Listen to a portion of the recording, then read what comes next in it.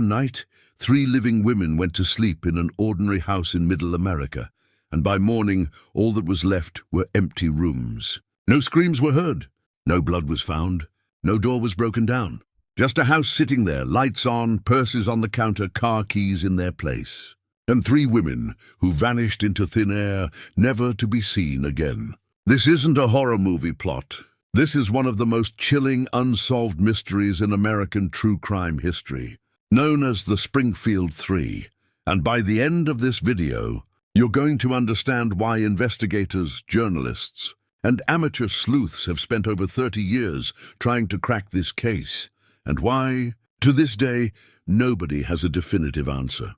So stick around, because this story has twists that will genuinely give you chills. Let's rewind to June 1992, Springfield, Missouri, a quiet, unremarkable Midwestern city, the kind of place where people leave their doors unlocked and nothing ever really happens. This is small-town America at its most normal, and that's exactly what makes this case so disturbing, because things like this simply weren't supposed to happen here.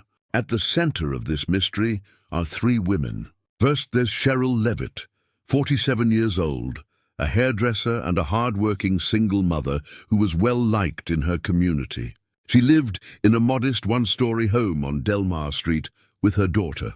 That daughter was Suzie Streeter, 19 years old, known to friends as someone with a big personality, a little bit of a wild streak, but deeply loved by her family. And then there was Stacy McCall, 18 years old, Susie's close friend, who had just graduated high school that very day. Stacy was excited, celebrating one of the biggest milestones of her young life, with her whole future ahead of her. On the night of June 6, 1992, Stacy had big plans. She had just walked across that graduation stage hours earlier, and like any recent grad, she wanted to celebrate. She went to not 1, but 2 graduation parties that night with friends. Her original plan was to stay over at another friend's house, but sometime late that night, those plans changed, and Stacy decided to come back to Susie's house instead, to hang out and spend the night there.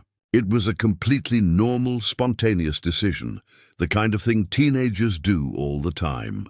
Nothing about it seemed dangerous. Nothing about it seemed like a decision that would cost her everything. Meanwhile, Sherrill had spent her evening at home. Around 11 p.m., she was on the phone with a friend, and according to that friend, everything seemed completely normal, until the call abruptly ended. Sherrill said she needed to go check on something outside and would call back. She never did. That was the last confirmed contact anyone had with Sherrill Levitt. Later that night, sometime around 2 a.m., neighbors reported hearing what sounded like a scream, followed by a loud crash or a bang. But here's the thing. This was a residential neighborhood with teenagers around, parties happening, normal weekend noise. Nobody thought twice about it. Nobody called the police. Nobody checked on the house. It was just another sound in the night, forgotten within minutes. Little did anyone know that sound might have been the last audible trace of 3 women who were about to disappear forever. The next morning, everything unraveled. Sherrill's co-workers noticed she hadn't shown up for work, which was completely out of character for her. Round the same time, Stacy hadn't shown up to meet her mother, even though they had specific plans that morning. Plans Stacy was excited about and would never have skipped. When family members started making calls and getting no answers, panic began to set in. Eventually, someone made their way to the house on Delmar Street, and what they found, or rather didn't find, was terrifying. The front door was unlocked.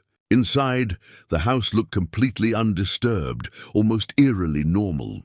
The television was on. Lights were on throughout the house. Sherrill's purse was sitting right where she would have left it, with her wallet and money untouched inside. Susie's car was parked outside. Stacy's car was also parked outside in the driveway, exactly where she'd left it the night before. Nothing was stolen. Nothing appeared to be ransacked. It looked, for all intents and purposes, like 3 women had simply stepped outside for a moment and never come back. But there were small details, unsettling little clues that didn't add up. The porch light bulb had been unscrewed, as if someone deliberately wanted the entrance to be dark. A carport light outside was also found not working. Inside Sherrill's bedroom, a decorative lamp or piece of glass was found shattered on the floor, suggesting some kind of struggle or disturbance had occurred, at least briefly. And that was it. No blood, no signs of forced entry, no broken locks, no footprints leading away. Just a shattered lamp and a missing bulb. Tiny fragments of evidence in an otherwise pristine crime scene, if you could even call it that. Police were called immediately, and what followed was one of the most extensive missing persons investigations Springfield had ever seen. Search dogs were brought in. The house and surrounding neighborhood were combed for evidence. Investigators searched nearby fields, wooded areas, and waterways. The FBI eventually got involved. Hundreds of tips poured in over the following weeks and months. And yet, nothing. No bodies.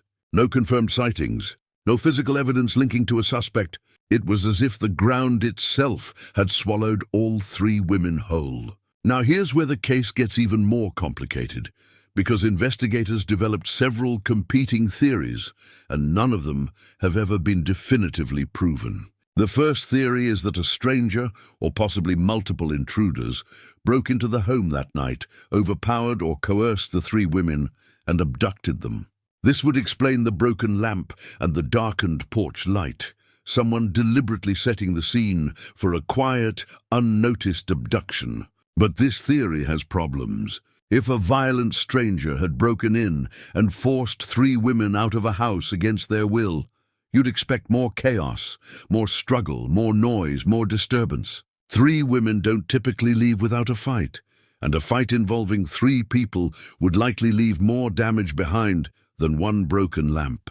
The second theory, and one that gained significant traction over the years, is that someone the women knew, someone they trusted enough to open the door for or even invite in, was involved. This theory suggests the intruder wasn't a random criminal, but someone connected to Suzie's personal life. At the time, Suzie was reportedly involved in some difficult relationships and had connections to people with questionable backgrounds. Investigators looked hard at her circle of friends and acquaintances, including a young man she had been seeing, as well as several other individuals who had brushes with the law. Multiple persons of interest were named publicly over the years, extensively questioned and in some cases polygraphed. But despite all of this scrutiny, no one was ever formally charged in connection with the disappearances. Then there's a theory that has captivated true crime communities online for years, one involving a man named Robert Craig Cox.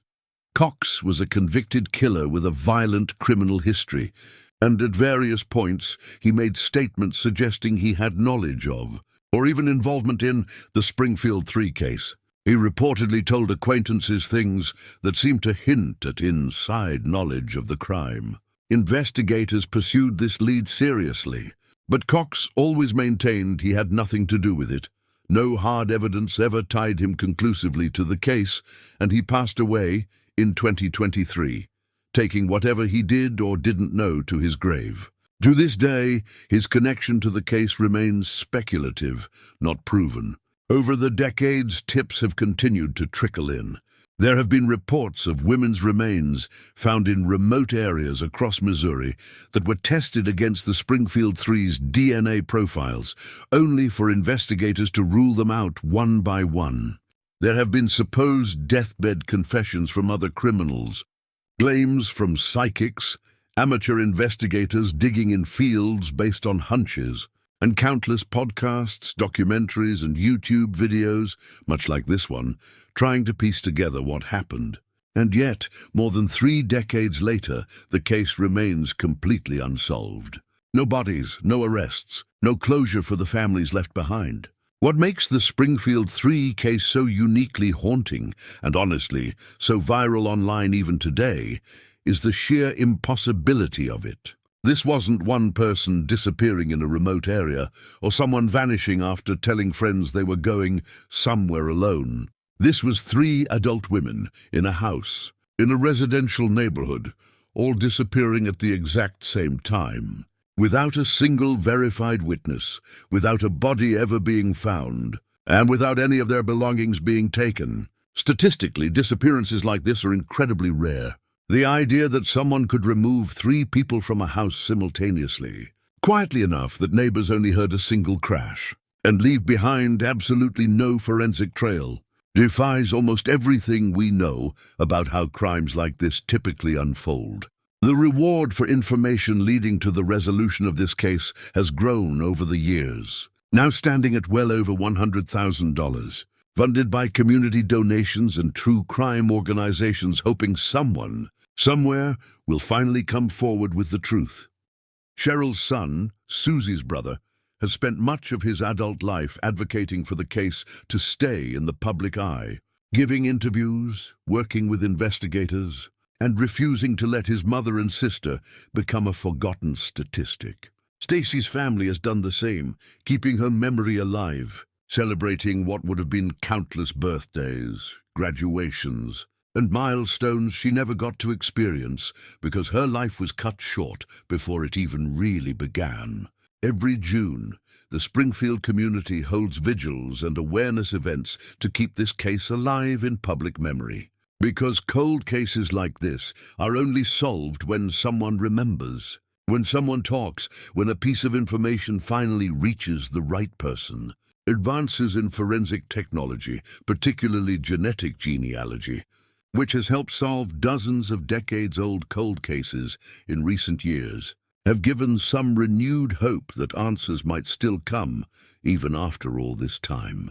So what really happened to Sherrill Levitt, Suzie Streeter, and Stacy McCall on that June night in 1992? Was it a random act of violence by a stranger who happened to pick the wrong house? Was it someone from Suzie's world, someone who knew the family, who let their guard down that night? Or does the answer lie with a man who's already died, taking his secrets to the grave with him? Nobody knows. And that, more than anything else, is what makes this case so endlessly discussed, dissected, and searched for online more than 30 years later. If you have a theory about what you think happened to the Springfield Three, drop it in the comments below. This community has cracked cold cases wide open before with fresh perspectives, and you never know what detail might matter. And if you found this story as chilling and fascinating as I did researching it, make sure to like this video and subscribe, because we cover unsolved mysteries just like this one every single week.